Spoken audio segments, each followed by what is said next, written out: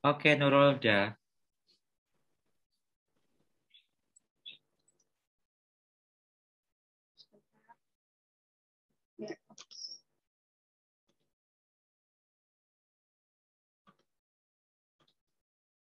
Oke, sebelumnya di previous chapter sebelumnya udah ada tahu kan ya tentang apa? Boleh nggak satu orang menjelaskan yang di sebelumnya, chapter sebelumnya, satu orang aja. Oke, Mas Luka, silakan untuk dikemukakan di chapter 1 dan 2. Aku lupa ya. Apa ya kemarin ya? Tapi aja mas nggak apa-apa. Sebentar aku kemarin kayaknya punya catatan ya. Bentar ya. Lali. Yang lain dulu mungkin. Aku lupa beneran serius. Oh, Ya udah. Kemarin tuh ini nih, nature apa sih self fulfillment prophecy ada, terus kemudian the war of talent, yes, nature ya. bias, ya itulah.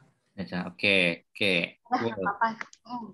Makasih Mas Luke. Jadi di chapter 3 kali ini tuh sesuai judulnya Effort Count Twice, menyambung dari previous chapter yang kedua, Distract by Talent. Kenapa sih orang-orang itu selalu tendensius sama talent atau mengawalkan talent gitu? Di Nurul, sini tuh ya, halo. Nurul, minta maaf, aku potong. Nurul belum perkenalan siapa Nurul sebenarnya si cantik Oh, ini. Oke. oh iya iya ya. Sorry sorry sorry. Aduh Terima langsung kasih aja. ya Nurul. Iya, iya. Jadi sesuai namanya yang di layar, nama saya Nurul Islamia, dipanggil Nurul, dari Banyuwangi. Sekarang tinggal di Jakarta. Posisinya lagi kerja sebagai marketing komunikasi di salah satu perusahaan asuransi umum di Indonesia. Gitu. Oke, terima kasih. Boleh dilanjut Nurul. Ya, jadi tadi yang aku bilang kalau di chapter kali ini tuh dia menegaskan dari chapter sebelumnya, kalau sebelumnya tuh kan bilang talent terus kan. Kalian tuh terlalu fokus sama talent gitu, padahal ada faktor yang lain yang bisa mempengaruhi orang itu bisa great atau sukses gitu. Nah, di chapter ini tuh bakal kasih tahu kenapa kita tidak boleh fokus banget sama namanya talent gitu. Uh, Katanya tuh if we overemphasize talent, we underemphasize everything else. Di sini makanya ada gambaran talent achievement. Di sini juga digambarkan kalau misalkan ada suami istri Hillary sama Bill Clinton, dia itu seorang politisi politician, good communicator. Kemudian Bill itu seorang yang natural dari lahir, dia bisa speech dengan baik, sedangkan istrinya Hillary itu enggak kayak Bill. Dia harus striver dulu gitu.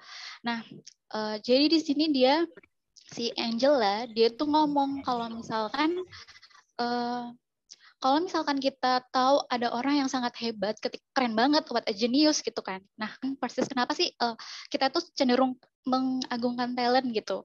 Kenapa itu masih ada gitu sampai akar-akarnya gitu. Kenapa gitu. Kan kalau di chapter sebelumnya kita mengenal naturalness bias. Masih ingat nggak ya naturalness bias?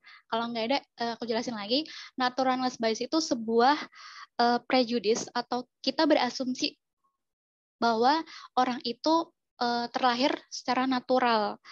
We have prejudice, assumption, or interpretation that someone naturally talented. Sedangkan unconscious bias itu kita udah nggak berasumsi lagi, tapi kita udah bertindak. Ketika kita membuat keputusan, kita itu udah dipengaruhi sama namanya naturalness bias. Makanya di sini dia mempertanyakan si Angela, why does an unconscious bias toward talent persist? Terus dia memulai membaca penelitian dari Dan Cambridge. Dan Cambridge itu seorang American professor of sociology at Hamilton College. Dia itu punya penelitian itu berjudul The Mundanity of Excellence. Jadi dia ngomong kenapa sih orang-orang itu kayak gitu sangat mengagungkan talent gitu kan. Padahal itu nggak ada. Makanya dia dibilang di sini, there is nothing extraordinary or superhuman in any one of those actions. Only the fact that they are done consistently and correctly and altogether produce excellent. Maksudnya nggak ada tuh yang sesuatu orang yang sangat agung atau superhuman tiba-tiba gitu atau yang natural lahir gitu ada gitu. Enggak. Kalaupun ada, mereka itu tuh kenyataannya melakukannya dengan konsisten dan benar, dan makanya jadi excellent gitu pada skill tertentu atau yang dia agungkan tadi tuh skillnya, talentnya gitu. Terus kemudian si siapa namanya Dan Cambridge itu dia mengobservasi 2 orang perenang gitu, dan si Angela waktu si Dan Cambridge bilang kayak gini, dia setuju. Dia bilang kalau misalkan, dan itu benar, kita nggak bisa menjelaskan bagaimana seorang atlet, musisi, or anyone else bisa sampai amazing gitu. Karena kita nggak bisa tahu gimana orang itu bisa mendapatkan itu sampai tahap excellent gitu. Kita tuh sering menganggap atau default labeling person is natural kayak gitu. Terus dia ngomong si Dan Cambridge itu, terus gimana sih orang yang perbedaannya sama orang yang natural sama orang yang nggak punya talent secara dari lahir gitu. Terus di sini digambarin seorang swimmer, dia satunya itu dia punya privilege, punya orang tua yang sangat punya cukup uang, dia punya buat coaching, buat travel to swim. Akhirnya dia menjelaskan di sini kalau misalkan siapa namanya si swimmer itu, kalau misalkan ada orang swimmer yang nggak bisa atau nggak punya privilege kayak gitu, nggak masalah gitu. Mereka itu bisa menjadi excellent dengan cara praktis 1,000 an hour, practice in the pool over years and years, an hour kayak gitu. Makanya di sini dia bilang yes, but the main thing is the greatness is doable. Greatness is many individual feat and each of them is doable. Gimana kalau misalkan orang itu nggak punya minimal talent gitu, gimana? Nggak masalah, nggak punya kehebatan itu, masih bisa kok, masih bisa. Maksudnya itu, it mean the person who has minimal talent needs more improvement to be greatness, and greatness belongs to everyone. Jadi greatness itu bisa dimiliki sama siapapun, to everyone. You just need many achievement, greatness and achievement, everybody can do that kayak gitu. Nah, jadi di sini tuh lebih lanjut, dia menggambarkan namanya Max Pitch sama Rowdy Gaines. Jadi itu ada 2 orang perenang, Max Pitch sama Rowdy Gaines. Max Pitch itu dia masih muda, umurnya 33 tahun. Sedangkan Rowdy Gaines itu dia seorang coaching. Jadi pas ketika mereka itu lomba renang bareng dicoba gitu kan.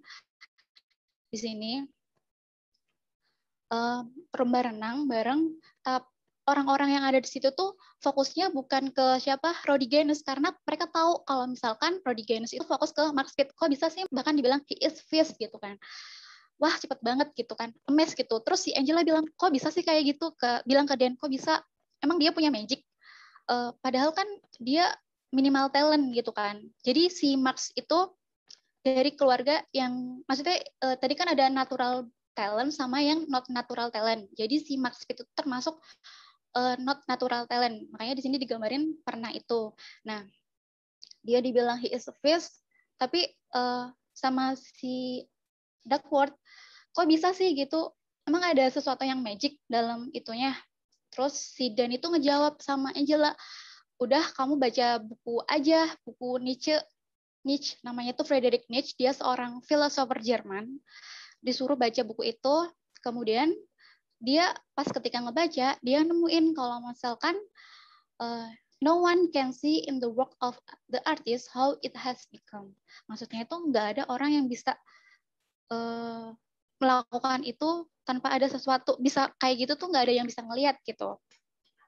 Kita itu cenderung misteri to mundanity. Kita tuh lebih menyukai misteri daripada kenyataan gitu. Kenapa sih? Jadi di sini tuh mempertanyakan lagi, kenapa sih orang-orang itu cenderung suka banget sama orang, wah dia natural talent banget nih, wah dia bagus banget nih, padahal di belakang mereka itu ada usaha yang dia melakukan gitu. Nah jawabannya di situ gini, karena orang-orang tuh suka banget memitologisi natural. Kenapa? Karena mereka itu we tend to try to not to learn from their success, greatness or achievement. Jadi dia itu tuh nggak bakal bisa mempelajari usaha mereka yang udah sampai jadi perenang itu. Jadi ketika kita itu memitologisi natural talent, kita itu nggak bisa belajar dari apa yang usaha mereka lakuin kayak gitu. Terus kemudian si Angela itu masih belum puas, dia tanya lagi sama Nietzsche, kok bisa sih? Terus gimana kalau misalkan orang yang punya talent gitu, apakah sama orang yang punya bakat talent, apakah ada perbedaannya gitu kan? Terus kemudian si Angela ketemu sama dosennya pas ketika dia graduate school, dia ketemu namanya Marty Seligman. Nah, Marty Seligman itu advisor, terus dia ngomong, dia dia cerita pas dia bimbingan, pas dibaca artikelnya yang dia tulis ini tuh, pas ngelihat, loh kamu itu kurang di teorinya, teori kamu tuh kurang mendukung teori psikologi achievement gitu. Jadi kok bisa sih, tadi kan di dua perenang tadi perbedaannya, kok bisa sih si Max Speed itu bisa mencapai kesuksesannya dia. Jadi Max Speed itu dia bisa memenangkan medali gitu banyak pada saat itu. Terus kok bisa sih, apakah ada sesuatu yang magic gitu kan? Terus makanya di sini dia suruh menggunakan teori psikologi of achievement. Nah, teori psikologi of achievement itu akhirnya dia gunain. Sebenarnya di sini ada agak drama si Angela itu karena dia nggak langsung nangkep apa yang di dosennya dia bilang. Dia agak dramanya itu ngomong gini, wah masa sih kok bisa sih, emang ada teori psikologi of achievement gitu kan. Akhirnya dia mulailah dengan teori of psychology of achievement. Makanya di sini muncul teorinya talent x effort sama dengan skill. Skill x effort sama dengan achievement. Jadi dari perbedaan orang yang naturalness bias atau orang yang secara natural punya talent sama orang yang nggak punya talent secara natural, dia itu dibedakan dengan cara rumus ini. Jadi orang yang nggak punya talent dari lahir, dia itu harus effort-nya 2 kali.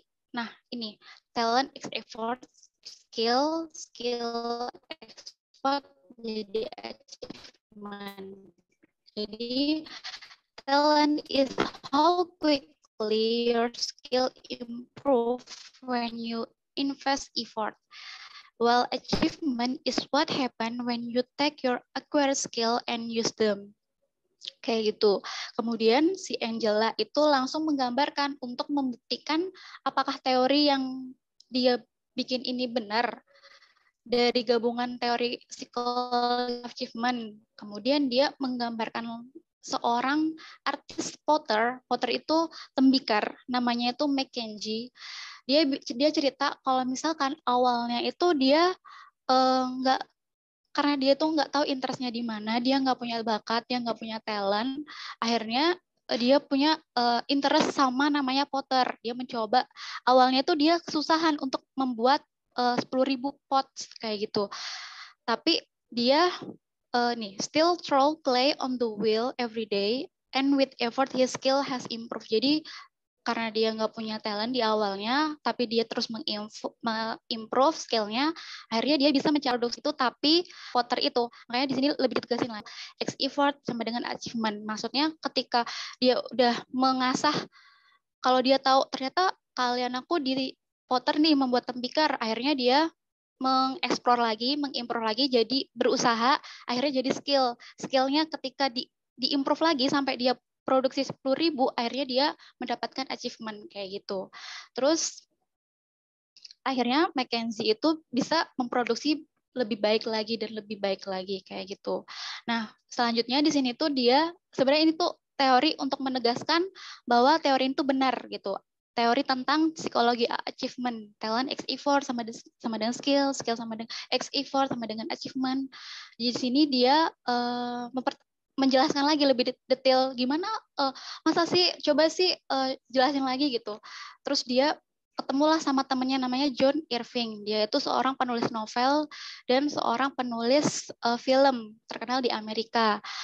Nah, dijelasin kalau misalkan si Greb, ada 2 orang namanya John Irving sama Greb. Greb itu dia udah hebat banget. Dia udah dari lahir kalau misalkan dia punya talent gitu. Sedangkan si John Irving itu enggak, malahan dia pas waktu sekolah di masa high school-nya dia itu dia mendapatkan C nilainya SAT-nya, sedangkan yang lain itu enggak, dan itu berbeda sama murid-murid yang lain, bahkan dianggap sama murid yang lain atau guru yang lain itu dia lazy and stupid.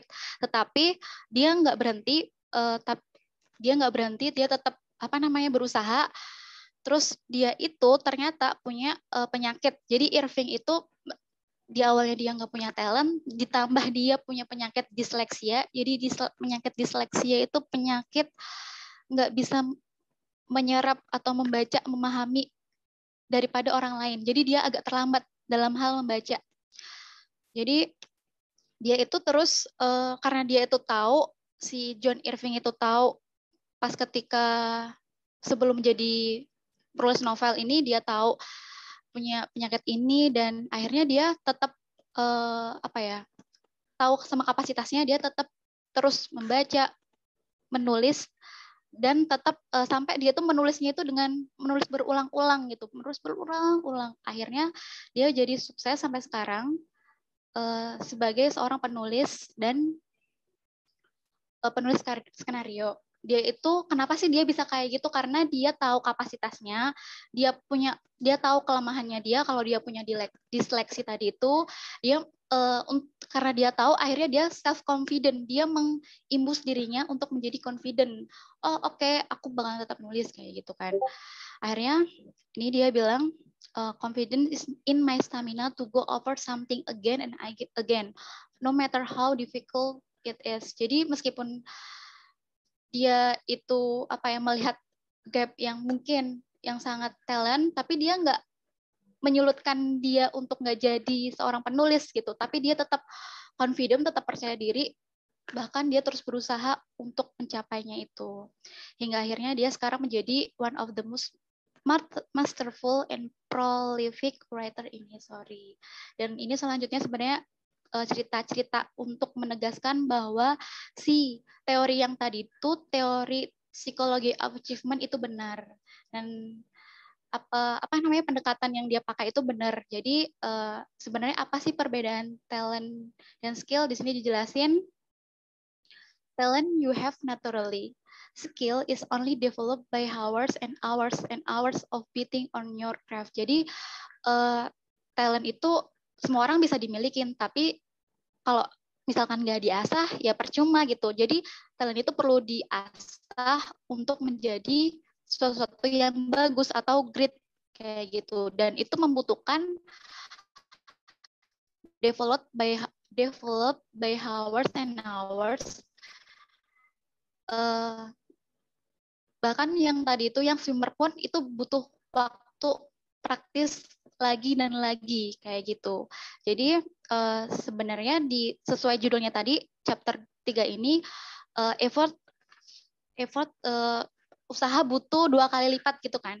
Ya jadi di chapter ini tuh benar-benar menegaskan kalau misalkan kita punya talent sama orang yang nggak punya talent, jangan menyerah. Kita harus tetap berjuang. Meskipun yang nggak punya talent awalnya itu harus berjuang 2 kali lipat daripada orang yang punya talent dari lahir kayak gitu. Udah untuk chapter ini secara ringkas seperti itu penjelasannya. Aku serahkan ke Kak Evan. Oke, Nurul, terima kasih banget. Udah di-share tadi soal yang nomor 2. Chapter nomor 3, sorry. Buat teman-teman semua yang mau didiskusikan, kayaknya sangat menarik sekali sih tadi bilangnya. Suaraku berat-berat ya? Enggak ya? Oke. Jadi hal yang menyenangkan sekali tadi itu benar-benar dijelasin, ternyata kalau kita untuk mendapatkan achievement, ya kita harus punya 2 layer lah atau 3 layer lah, untuk kayak ibaratnya kalau kita bisa ngomong, orang-orang ngomongnya adalah kalau mereka jalan bisa, ya kita harus lari. Kalau ternyata lari kurang cukup, nggak cukup, ya kita harus sampai salto-salto lah, ibaratnya kan kayak gitu kan. Oke, Nurul, thank you so much for your presentation. That was so good. Thank you. So anyway, teman-teman, ada yang mau di-share, didiskusikan, karena yang kemarin kan dipertanyakan nih, soal privilege. Dan tadi juga disinggung sama Nurul. Kemarin kan kita ngobrol soal ada nggak sih efek privilege di buku ini? Kalau kita ngomongin soal effort doang atau talent doang, kayaknya nggak mungkin deh. Pasti ada yang namanya privilege gitu. Nah, yang di chapter 3 tadi dijelaskan soal yang Nurul bilang, ada swimmer yang mereka emang kaya dan punya kesempatan untuk dapat les berenang dan lain sebagainya, sedangkan yang satunya tidak. Apakah mereka memiliki sesuatu yang signifikan di dalam itu? Mungkin bisa didiskusikan. Oke, boleh kayaknya untuk mendiskusikan? Kita punya waktu 5 menit di sini. Kalau nanti masih mau lanjut, silakan bisa dilanjut ke link selanjutnya. Oke? Wow, kalau aku sih, kalau aku baca dari bukunya ya, jelas kita juga tidak bisa memungkiri ada faktor privilege gitu ya, kayak tadi yang contohnya perenang tadi. Ya, misalkan kayak jadi atlet ya, atlet olahraga apapun, itu kan at least kan mereka tuh butuh butuh latihan terus kan buat jadi atlet. Apalagi kalau atlet itu kan biasanya itu kan dari kecil udah dilatih ya, bukan udah tua gini tiba-tiba jadi atlet gitu. Biasanya kalau misalkan renang atau misalkan bulu tangkis atau sepak bola itu harus ada at least ada interest dari orang tua, dukungan dari orang tua, lalu juga mungkin juga kayak tadi yang dijelasin mungkin akses ke kolam untuk jadi perenang gitu ya. Jadi tidak bisa dipungkiri pasti ada faktor privilege juga gitu kan. Misalkan katakanlah kita bilang ini mumpung lagi PON juga ya konteksnya. Katakanlah kita bilang ada atlet dari Papua gitu dengan segala keterbatasannya dibandingkan atlet yang ada di Jawa atau di Jakarta yang sudah jelas fasilitas olahraganya lebih baik. Mungkin bisa dibilang walaupun atlet Papua ini punya talent yang lebih bagus gitu, tapi fasilitas lalu juga mungkin usaha untuk yang dicapai oleh atlet dari Jakarta mungkin lebih bagus, bisa jadi hasilnya bisa jadi lebih bagus yang atlet yang di Jakarta tadi karena disupport dengan fasilitas, lalu disupport dengan privilege yang mereka punya gitu kan. Tapi tidak memungkiri juga kayak yang sudah disinggung di buku tadi juga, walaupun kita nggak punya talent atau mungkin talent kita terbatas, asalkan kita berusaha dengan sebaik mungkin gitu ya, mungkin bisa jadi usaha kita itu akan mengalahkan mereka-mereka yang berbakat ini. Kurang lebih itu sih yang aku tangkap dari bukunya ya. Oke, terima kasih Kanya. Ada lagi teman yang lain? Tambahin dikit boleh? Boleh. Dikit, Mas? Oke. Oh, Rita. Oke. Kalau kita melihat kembali ke chapter 1, poin yang saya tangkap adalah konsistensi dan bagaimana kita there is one sentence that really interesting, I think. Jelas bahwa dia tuh berusaha untuk menyelesaikan apapun yang sudah dia mulai gitu. Which means di sana dia butuh konsistensi, disiplin, karena keseringan kita terlalu punya banyak ide yang cemerlang di awal, but di pertengahan kita kayak sometimes lost interest, lost motivation, yang akhirnya ya udah menguap aja gitu. Dan itu menjadi fondasi yang cukup kuat bagi dia untuk bisa menjadi landasan untuk di chapter selanjutnya. Dan sedangkan di chapter 3, menurut saya jelas di situ ditulis bahwa apa achievement yang dipunya saat ini bukan serta-merta hanya datang dari satu faktor gitu. Kalau kita lihat di sana ada sentence yang bilang superlative performance is really a confluence of dozens of small skill and activities. Jadi banyak skill yang akhirnya membuat sebuah achievement atau sebuah capaian yang luar biasa gitu. Kalau kita tarik ke diri kita sendiri, mungkin kita bisa bilang bahwa small skill itu kan banyak ya. Konsisten juga masuk small skill, kemudian fokus on one things, atau mungkin kita kayak tetap termotivasi dan lainnya. Dari rangkaian small skill yang dimiliki itu terciptalah sebuah achievement yang akhirnya menjadi besar gitu. That's why kalau kita pengen coba implementasikan sih, menurut saya, kayak ini saya tarik ke diri saya sendiri sih, mencoba menyelesaikan apa yang sudah pernah dicoba gitu. I mean, sometimes we try something new tapi we never finish it. Kita hanya this is good, I will do this, but there are no result because kita nggak selesaikan itu dengan baik gitu. Dan semoga book club ini juga berkaca dari cerita ini, bukan hanya rame di depan, semoga sampai akhir kita konsisten untuk mencoba menyelesaikan apa yang sudah kita lakukan. So, semoga kita bisa terus berproses bersama. That's all from me.